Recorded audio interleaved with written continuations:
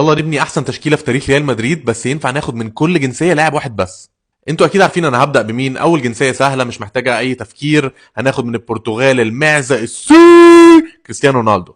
تاني بلد هنقفل عليها دلوقتي على طول هي فرنسا. فرنسا هنختار منها الجنرال، اللاعب اللي هيقود الفرقه دي هجوميا، الزين الدين زيدان. احنا ممكن نقفل على خط النص على طول، عشان احنا الاثنين لعيبه اللي هناخده جنبه اهم، توني كروس ولوكا مودريتش. ناخد توني كروس من المانيا، لوكا مودريتش من كرواتيا.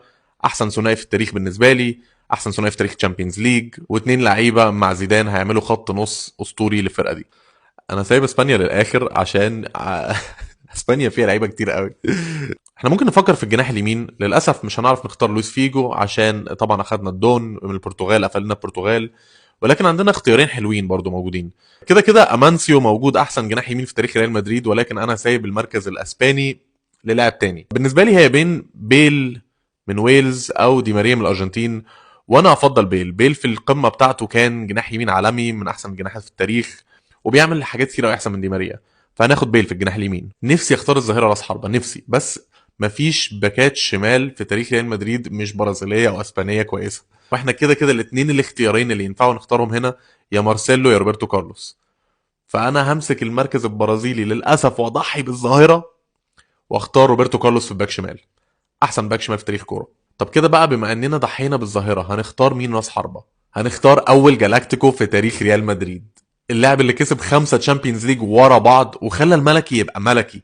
هو كان اول جالاكتيكو، وهو كان رونالدو قبل رونالدو زمان. الفريدو دي ستيفانو. دي ستيفانو قبل ما رونالدو يجي ريال مدريد كان بيتقال ان هو احسن لاعب في تاريخ ريال مدريد. طبعا سير اليكس فيرجسون قال ان هو اكتر لاعب متكامل شاف في حياته. هو كان بيعمل كل حاجه، كان سريع، كان قوي، كان بيشوط، كان بيدريبل، التاكتكس بتاعته كانت كويسه قوي، بيعرف يقرا الملعب حلو، يعني بيعمل كل حاجه. دلوقتي بقى لازم اتكلم عن اللاعب الاسباني اللي اختاره.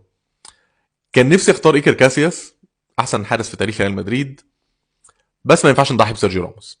فهناخد في الحراسه تيبو كورتوا، بلجيكا، بلد ما استعملناهاش.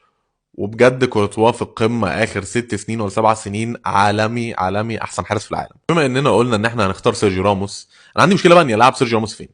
يعني انا ممكن العب سيرجيو راموس باك يمين، واخد معاه 2 سنتر باكات، كارنافارو من ايطاليا وسانتا ماريا من اوروجواي، او العبه سنتر باك واختار على اليمين حكيمي من المغرب او فالفيردي من الاوروجواي. ولكن انا شايف انه احسن حل هو الحل الاولاني، انه ناخد سيرجيو راموس من اسبانيا باك يمين، فابيو كانافارو من ايطاليا سنتر باك، واحد من احسن سنتر باكات في التاريخ، ونختار اللاعب الحيطه خوزي سانتا ماريا اللي واخد 6 دوري مع ريال مدريد في 10 سنين في الخمسينات، وكان جزء كبير قوي من الفرقه اللي خدت 5 تشامبيونز ليج.